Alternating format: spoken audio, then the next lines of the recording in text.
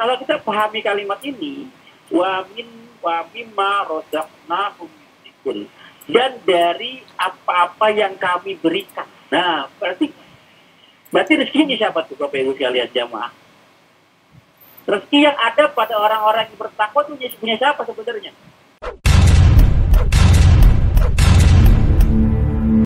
La ilaha illallah Muhammadun Rasulullah alaihi salatullah wa alihi wa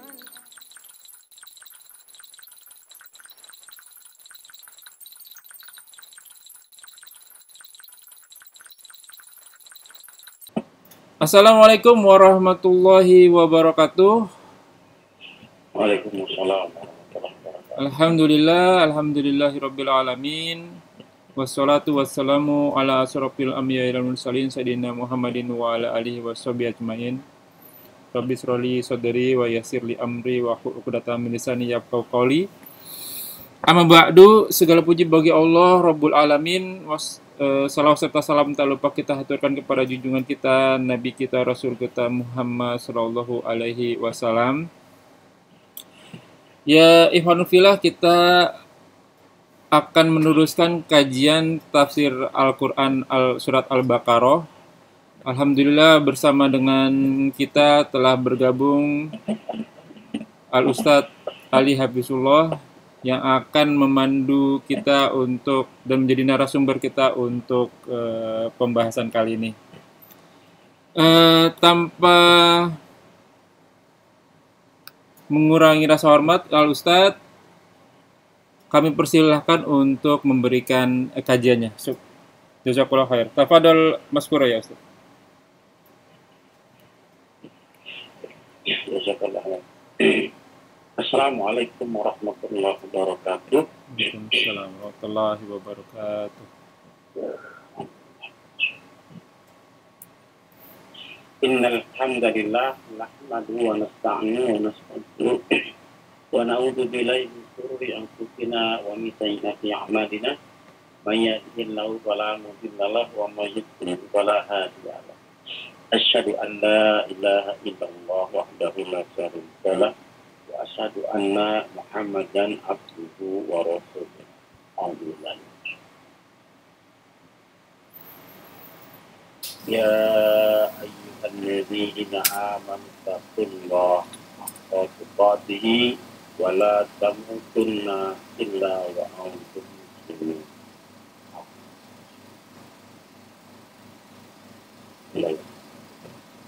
Ya ayyuhan nasu taqu rabbakum alladzi khalaqakum min nafsin wahidah wa khalaqa minha zawjaha wa batha minhuma rijalan katsiran wa nisaa'a wattaqullaha alladzi tasaaluna bihi wal arham innallaha kana 'alaykum raqiba. Allahumma shalli ala Muhammad wa ala alihi wa sahbihi wa man tabi'ahum bi ihsan ila yaumil qiyamah. Khairukum man ta'allama al-Qur'an wa 'allama. Hadirin jamaah yang dirahmati oleh Allah Subhanahu wa taala, mari sama-sama kita panjatkan syukur kepada Allah Subhanahu wa taala yang telah memberikan kita berbagai macam nikmat karunia-Nya sehingga kita kembali berkumpul dalam rangka thalabul ilmi yang mudah-mudahan kumpul kita ini bila dasarnya ikhlas karena Allah Subhanahu wa taala akan mendapatkan pahala dan rahmat-Nya di Allah Subhanahu wa taala. Salawat serta salam semoga tetap tercurah kepada tauladan kita, contoh terbaik umat manusia Nabi Muhammad sallallahu alaihi wasallam, serta para keluarganya, para sahabatnya, dan Allah kepada kita umatnya yang istiqamah menegakkan ajarannya ila yaumil qiyamah. Baik hadirin jamaah yang dirahmati oleh Allah Subhanahu wa taala, kita buka saja tafsirnya. Kita mulai dari kitab suci Al-Quran surat Al-Baqarah. Kemarin pekan yang lalu kalau nggak salah sudah masuk ayat kedua ya. Dalil mustaqim. Ya, petunjuk bagi orang yang bertakwa. Ya, bahwa Al-Quran ini adalah petunjuk bagi orang yang bertakwa, sangat berguna bagi orang yang bertakwa, tidak berguna sama sekali bagi yang tidak bertakwa. Pertanyaannya, kita termasuk orang yang tidak. Kalau kita bertakwa, maka Al-Quran ini sangat sekali buat kita untuk sampai ke Allah Subhanahu wa Ta'ala. Lalu di ayat berikutnya dijelaskan siapa si orang bertakwa itu. Jangan ngaku-ngaku. Saya bertakwa, entah dulu. Ya, entah nanti dulu. Ini ada kriterianya. Langsung Allah sendiri memberikan ciri-cirinya, sifat-sifatnya, siapa saja yang layak, ya, yang layak disebut takwa. Siapa mereka? Yang pertama adalah alladzina yu'minuna bil ghaib. Alladzina, ya, mereka yang beriman. Yu'minuna beriman bil ghaib, dengan yang gaib. Ya. Apa itu? Gaib itu apa? Iman itu adalah sesuatu yang kita yakini di dalamnya. Itu keimanan. Ya, lalu diucapkan dengan lisan, dibuktikan dengan perbuatan. Itu iman. Nah, di sini adalah mereka yang bertakwa adalah mereka yang beriman kepada yang gaib. Apa sih yang gaib? Apa definisi gaib? Gaib itu adalah sesuatu yang tidak bisa dicerna, ya, dijangkau oleh panca indera. Gaib. Contoh, ya, malaikat gaib juga gaib. Kenapa? Mata kita tidak bisa melihat, telinga kita tidak bisa mendengar, ya, tidak bisa mencium, tidak bisa merasakan kehadirannya. Ya, itu adalah gaib, tidak bisa dijangkau oleh panca indera. Ya, tapi tidak sembarangan gaib kita percayai. Tidak sembarangan semua yang gaib kita percayai. Contoh, ya, antum tahu nggak apa yang ada di saku celana saya? Nggak tahu tuh. Ada, tahu. Ada itu gaib. Bukan ke situ maksudnya. Gaib nggak beriman kepada hal-hal yang seperti itu. Kita wajib percaya hal-hal yang gaib yang diberitakan, yang diceritakan oleh Allah Subhanahu wa Ta'ala. Kenapa? Karena Allah lah yang maha gaib. Karena Allah yang maha gaib. Allah tidak bisa kita lihat, tidak bisa kita rasakan, tidak bisa kita cium. Ya, panca indera kita tidak mampu menjangkau bagaimana Allah. Ya, bagaimana Allah. Tapi kita imani. Kenapa kita beriman adanya Allah, Tuhan kita? Ya, karena tadi kita lihat di alam semesta ini. Berapa juta galaksi jangan sama. Berputar sekian cepat. Ya, tidak bertabrakan satu sama lain. Tidak mungkin kalau nggak ada yang ngatur. Ya, kita, ya, perempuan dan laki-laki kalau ciptakan berpasang-pasangan, tapi dari sperma yang sama, warnanya sama, bentuknya sama, tapi pas keluar kok beda kelamin, satu laki-laki satu perempuan. Nggak mungkin kalau nggak ada sesuatu, kalau nggak ada yang ngatur itu nggak mungkin. Ya, maka dari itu kita mempercaya semuanya ada yang mengatur, yaitu Allah Subhanahu wa Ta'ala yang maha gaib. Nah, iman itu membuktikan kita beriman kepada yang gaib, yaitu kepada Allah Subhanahu wa Ta'ala. Ini sekaligus membantah pernyataan orang-orang yang animisme, yang tidak percaya Tuhan, gitu kan, yang ateis, yang agnostis, gitu kan, bahwa dia beberapa ada dengan sendirinya. Tidak mungkin ada dengan sendiri. Itu dia membantah orang-orang tasawuf, gitu kan, dia harus bertemu dengan Allah. Kita sholat menghadap Allah, siapa yang kita sembah? Allah. Di mana dia? Bagaimana bentuknya? Itu udah bukan ranah beriman kepada yang gaib. Jangankan Allah saja, malaikat saja kita nggak bisa jangkau. Malaikat nggak bisa jangkau. Apalagi Allah yang maha gaib. Yang kata Allah, gak usah pikirkan aku, pikirkan aja ciptaan. Ya, beriman kepada yang gaib. Lalu apalagi kita diperintahkan beriman kepada malaikat. Kenapa? Karena malaikat gaib. Tadi tidak bisa kita lihat, tidak bisa kita dengar, tidak bisa kita rasakan, tidak bisa kita cium. Malaikat gaib. Kita percaya kenapa? Karena Allah yang menceritakan, karena Allah yang memberitahukan, makanya kita percaya. ya beriman kepada yang gaib. Apalagi Rasul gaib. Kalau sekarang gaib udah nggak ketemu. Asyhadu an la ilaha illallah wa asyhadu anna Muhammadar Rasulullah. Gaib, Rasulullah gaib. Sosoknya tidak gaib. Bisa ketemu pada di masanya. Baik kita gaib. Ya, nah. Ya. Nah sekarang pun jangankan sosoknya, Rasulnya, sosoknya pun gaib. Kita nggak pernah ketemu dengan beliau. Nah. Ya. Kenapa kita harus asyhadu anna Muhammadan abduhu wa rasuluh? Aku bersaksi bahwa Nabi Muhammad adalah utusan Allah, Rasul Allah. Kenapa kita bersaksi? Kenapa kita percaya? Padahal kita nggak pernah menyaksikan. Nah, ini membantah orang-orang ateis, orang-orang sufi, ya, tasawuf, orang-orang tarekat. Kapan bersaksinya? Kapan ketemunya? Jadi menurut akal mereka yang dangkal, bersaksi itu harus ketemu, menyaksikan secara langsung. Harus melihat dengan mata menurut mereka. Ini bicaranya bukan ya. Ini kan bicara yang gaib. Bicara keimanan, bukan yang ilmiah. Kalau iman pakai akal, ini pakai keimanan. Ya, Rasul gaib. Kita nggak. Nah, kenapa kita percaya bersaksi bahwa Rasul Muhammad adalah utusan Allah? Karena Allah yang menceritakan, Allah yang mengabarkan. Bahkan tidak sah iman seorang kalau tidak percaya kepada Rasulullah SAW. Tidak terima ibadah seorang kalau tidak ada contoh dari Rasulullah SAW. Nanti kebawahnya nih, bagaimana cara sholat, ya dalam surat Al-Imran ayat 31 ya a'udzubillahi minasyaitonir rajim min hamzihi wan nafthihi wan nafthihi in kuntum tuhibbunallah fattabi'uni.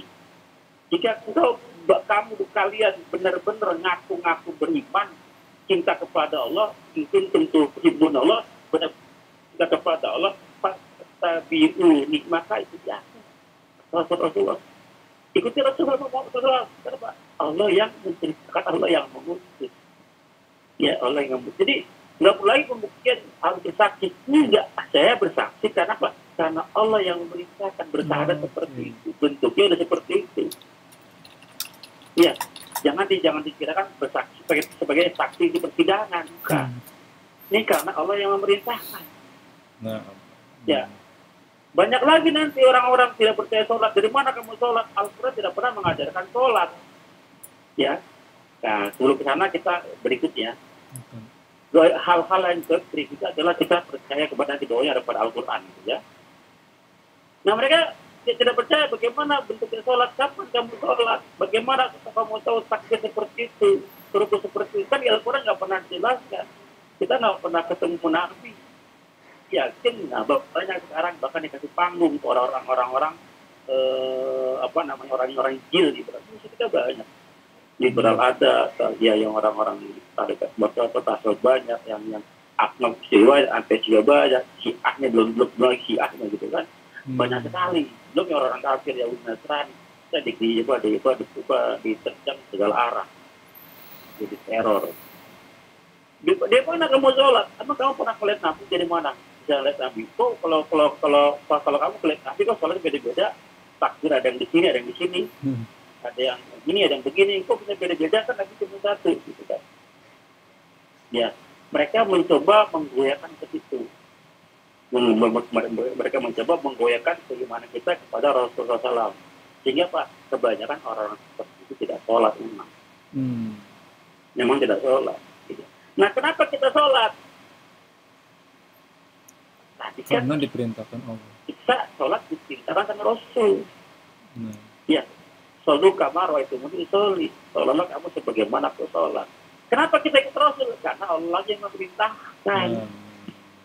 Kan dasarnya iman kepada Allah dulu. Ya, dasar itu yang paling dasar, iman kepada Allah dulu. Maka syahadat itu paling dasar, fondasi paling dasar. Kenapa kita percaya kepada malaikat? Karena Allah yang ceritakan, Allah yang beritahu. Kenapa kita percaya kepada Rasul? Patuh kepada Rasul? Karena Allah yang memerintahkan. Atiullah wa ati Rasul.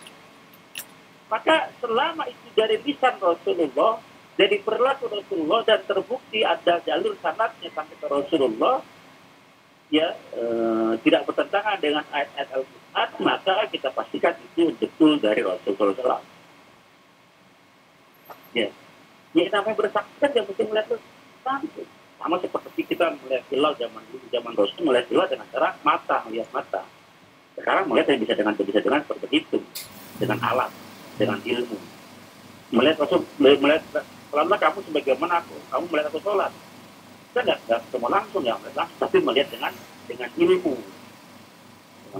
Ya, jadi gampang sekali mematahkan orang-orang liberal, orang-orang ateis, orang-orang seperti itu dan jenisnya gitu kan, gampang sekali. Asal apa? Kita tidak paham kemana sih alur pembicaraan mereka kemana?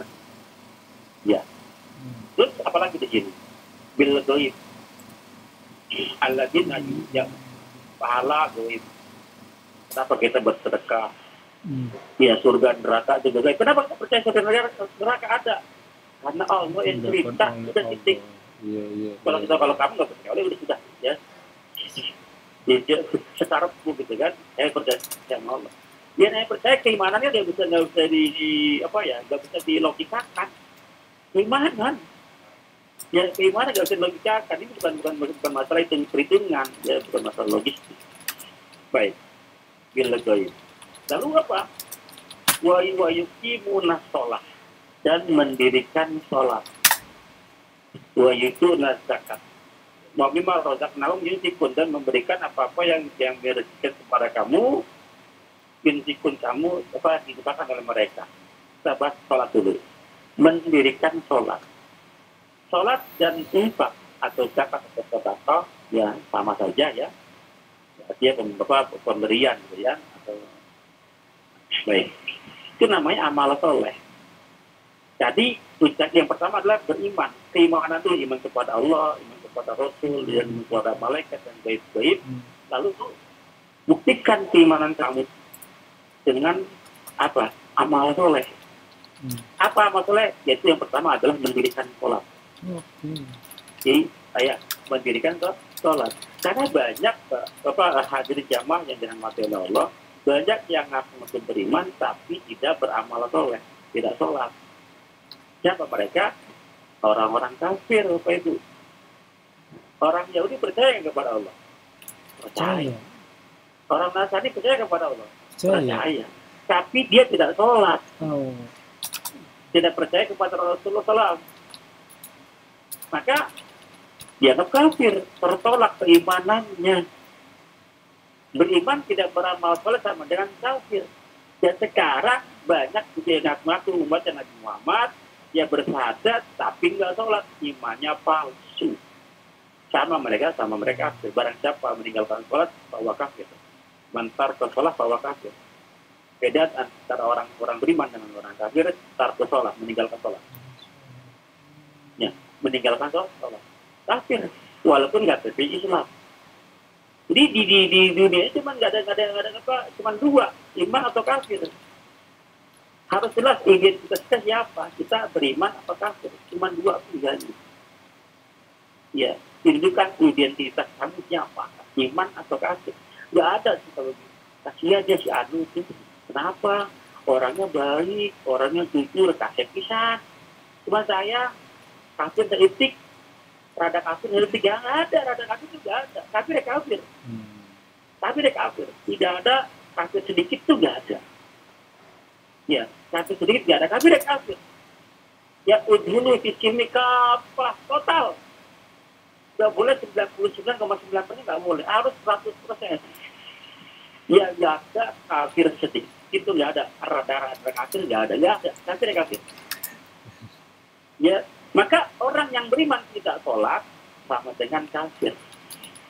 Tapi ada Bapak Ibu sekalian, jamaah-jamaah yang dirahmati Allah, mereka beriman, dia sholat juga. Tapi bukan yukim, bukan mendirikan sholat, hanya mengerjakan sholat. Sholatnya karena ada mertuanya, karena ada atasannya, karena ada yang lain. Ya karena Allah. Ya, tidak ikhlas karena Allah. Yang kedua, tidak ada contoh dari Rasulullah. Dia sholatnya karena sesuatu. Ingin kaya, ingin utang-utang segera lunas, dan lain sebagainya. Ada yang ikhlas karena Allah, tapi nggak sesuai tuntunan Rasulullah. Sudah satu paket. Mereka tidak dianggap sholat. Dia dianggap tidak dianggap sholat. Ya, ada juga orang yang beriman, dia sholat, tapi rukun syaratnya tidak terpenuhi. Rukun syarat tidak terpenuhi, dia tidak dianggap sholat. Pikiran kemana-mana. Dia tidak dianggap sholat. Ya, ini nama yang mendirikan sholat, yang pertama harus ikhlas karena Allah, ada contoh dari Rasulullah, syarat dan rukun terpenuhi. Khusus. Itu namanya yuqimuna sholat. Dan berjenjang selamanya. Tidak sekarang sholatnya benar, besok nggak benar. Enggak, harus istimror, continue. Istimror. Bukan temporary, bukan. Harus continue. Itu namanya mendirikan sholat. Kalau ada atasan sholat, kalau nggak ada nggak sholat. Atau kalau ada atas, sholatnya musuh banget. Ya kalau nggak ada yang dilihatin, ya sebaliknya. Maka tidak cukup mendirikan sholat. Wa yuqimuna sholat. Ada juga tadi kan orang yang beriman tapi tidak beramal soleh, maka disebut kafir. Sekarang ada Bapak Ibu sekalian, para jamaah yang dirahmati Allah, ada orang yang beramal soleh tapi tidak beriman. Dia sholatnya rajin, sesuai dengan contoh Rasulullah, puasanya getol, rajin menyumbang sedekah segala macam kuat. Tapi dia tidak ada keimanan dalam hatinya. Siapa dia kira-kira? Munafik. Orang munafik, dia benci sama Islam. Iya, mereka mengaku beriman, padahal dia tidak beriman.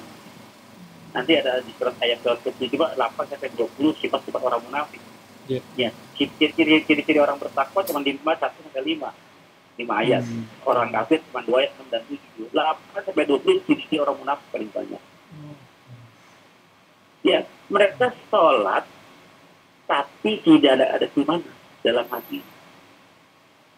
Ya, kalau dia dikatakan beriman, ngapain saya beriman? Seperti orang-orang bodoh itu ngapain?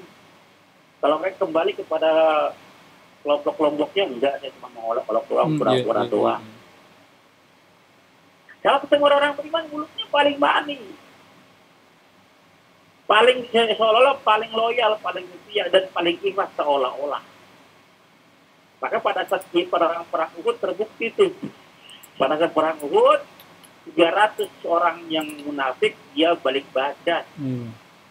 Dia balik badan, ya terus berperang apa aja, ngorbanin nyawa, rugi amat. Balik badan. Tapi yang beriman tetap berjalan terus. Ya, pantang surut. Wa yuqimuna sholat wa mimma razaqnahum yunfiqun. Dan mimma itu dari singkatannya, coba gabungan dari min dan ma. Minma digabung jadi mimma. Ya, gabungan dari min dan ma. Min dari ma apa saja, apa yang. Ya, rozaqnahum. Rozaqo itu fil madi. Na kami rozaqna yang telah kami rezekikan, yang telah kami berikan kepada mereka. Siapa? Orang yang bertakwa tersebut. Yunfikun, orang bertakwa pasti menginfakkan. Artinya dari rezeki yang Allah titipkan kepada orang yang aku bertakwa, sebagiannya mereka infakkan lagi kepada yang berhak, minimal 2,5% zakatnya. Ya, karena sebagian itu bisa 50%, namanya sebagian. Ya, nah infak itu ada kata-kata nafkah, artinya kosong. Iya. Ya, kalau film-film fil amar kita infakkan, maka kosongkan. Terowongan juga dalam bahasa Arab namanya nafako juga, kosong. Kenapa? Karena tadinya ada tanahnya digali bolong. Itu namanya nafako kosong. Yang tadinya ada. Orang munafik juga dijebak dari kata-kata itu sama nafako. Munafik orang yang tadi ada di hatinya ada iman, dia dihilangkan imannya, kosong jadi imannya. Maka kalau infak itu harus kosong, nggak boleh nggak boleh tersisa. Kalau yang benar begitu. Tapi yang Allah minta tidak kosong, sebagian. Ya, kalau Abu Bakar Siddiq semuanya, Madinah itu setengahnya. Ya, ini sebagian dari yang kami rezekikan kepada kamu, wahai orang-orang bertakwa, untuk diinfakkan kembali kepada orang yang butuh minimal 2,5% zakatnya. Kalau masih kurang tambah buat sedekah zakatnya gitu kan, ya buat wakafnya segala macam ditambah apa 10% kali 5% segala macam gitu kan. Nah, kalau kita pahami kalimat ini, wa mimma razaqnahum yunfiqun, dan dari apa-apa yang kami berikan. Nah, berarti rezekinya siapa tuh Bapak Ibu sekalian jamaah? Rezeki yang ada pada orang-orang yang bertakwa itu punya siapa sebenarnya? Milik siapa sebenarnya Bapak Ibu? Punya muslimin. Milik Allah Subhanahu wa taala. Makanya orang-orang bertakwa tidak merasa memilikinya. Ya, dia hanya sebagai apa? Sebagai apa ya? Tempat penitipan. Iya. Makanya orang bertakwa tidak pernah merasa memiliki rumah-rumah saya, nggak pernah. Ini harta saya tidak pernah. Bahkan dirinya sendiri ini bukan milik saya. Inna lillahi wa inna ilaihi raji'un, kembali kepada Allah. Jadi milik Allah semuanya. Ya, kata Allah kelas nafkain. Siap ya Allah. Karena orang beriman, siap ya Allah. Kenapa? Kami punya engkau, bukan punya aku. Jangan cuma sebagai semua kalau kau minta aku berikan, itu orang beriman. Orang yang bertakwa begitu. Jangankan sebagian semua kalau kau minta. Kenapa? Ada yang berpendapat begitu. Yang namanya sebagian itu kan tidak semua ya. Tapi orang bertakwa yang penafsiran yang lebih ekstrim daripada ini, dia bilang harta semuanya itu saya serahkan semua. Itu dianggap masih sebagian karena masih ada rezeki yang lain, rezeki nafas. Ya, rezeki apa udara kan, rezeki bisa tidur. Itu kan rezeki. Sebagian rezeki yang lain, sebagian dari bentuk harta. Harta seluruhnya diinfakkan semua. Saya masih punya rezeki yang lain lagi, yaitu berupa kesehatan, ya teman-teman yang soleh, ya oksigen yang gratis, mata bisa berkedip, itu kan rezeki juga. Ya benar, orang beriman yang paham ekstrim tadi, maka harta dia nggak tanggung-tanggung. Ya nggak tanggung-tanggung kalau itu di jalan Allah itu luar biasa, totalitas. Kenapa? Dia besok kan masih ada Allah. Kenapa? Dia yakin Allah Rabbil Alamin. Allah pengatur alam, sebaik-baik pengatur alam saja yang diatur rapi, tidak bertabrakan. Gimana teman-teman kita? Gimana teman karya buat kita? Gampang bagi Allah. Makanya kadang-kadang ada berita antiku. Ya Allah, kapan? Sekarang. Dalam surah Al-Baqarah ayat 274. Sifat ciri-ciri orang yang beriman, orang-orang beriman, calon-calon penghuni surga, pada saat dia bersedekah, pada saat dia berinfak di waktu malam, tidak menunggu pagi. Tidak menunggu pagi. Tengah malam, jam 12 malam, ada keinginan pengen ke saudaranya yang lagi butuh. Kasihan dibilang butuh dana nih. Langsung ditransfer. Kalau nggak ada tahu dia pergi naik motor atau naik apa, dia keluar cari saudara yang membutuhkan, dia keluar, tidak nunggu pagi. Kalau kita kan biasanya enggak ya, ATM tutup, lagi tidur kali, dia nggak pernah berpikir saudara nggak bisa tidur, nggak bisa makan karena nggak ada makanan yang bisa makan. Orang yang beriman terus peka, karena bagai satu tubuh. Ada keinginan hari itu, detik itu pengen infak, ini tidak mungkin tidak lain sinyal dari Allah. Dia sadar, ya Allah kenapa ini? Berarti aku harus segera memberikan ke sana. Siapa tahu dia lagi butuh sekarang. Itu keimanan. Dan nunggu besok pagi. Karena nggak bisa jadikan alasan. Kan malam, susah, nggak ada transport, nggak ada kendaraan, bank juga. Allah juga maklum lah. Nah, hati-hati. Pada saat ada keinginan berbuat baik, tidak menunggu. Begitu pula sebaliknya, pada saat dia ingin berbuat baik, berinfak di waktu pagi, tidak menunggu waktu malam. Segera ditunaikan. Ya, sekarang kepada dalam diri kita semua ada tidak apa keimanan dalam diri seperti itu. Ada pengen berinfak, sudah tidak lagi pengen berbuat baik, dan pengen sholat malam saja. Padahal terbangun, sudah tidak lagi. Ada tidak? Jangan-jangan ada kemunafikan dalam diri kita. Ya, wa mimma razaqnahum yunfiqun. Ya, rezeki yang dititipkan sama Allah mereka infakkan. Jadi kita paham, kita cuma di atas titik tempat penitipan. Ya, saya kasih ilustrasi begini Bapak. Sekali. Kalau seorang ayah, saya mau tanya, rezeki anak dan istrinya ada di mana? Anak dan istrinya ada rezeki kan? Betul, betul. Tapi nggak bekerja. Ada di mana rezekinya? Di ayah suaminya, Ustaz. Sama Allah titipkan kepada suaminya rezeki anak istrinya. Tergantung suami tersebut dia khianat atau amanah. Kalau dia amanah akan memberikan rezeki anak istri. Kalau khianat dia tidak akan berikan, dia akan pakai rezeki yang lain, wanita lain, wayang-wayang untuk kesenangan dirinya. Apapun yang diambil oleh suami tersebut, bapak tersebut, semua ada resikonya, ada konsekuensinya. Pada saat dia amanah memberikan amanah rezeki anak istrinya, maka Allah akan memberikan yang namanya jasa titip.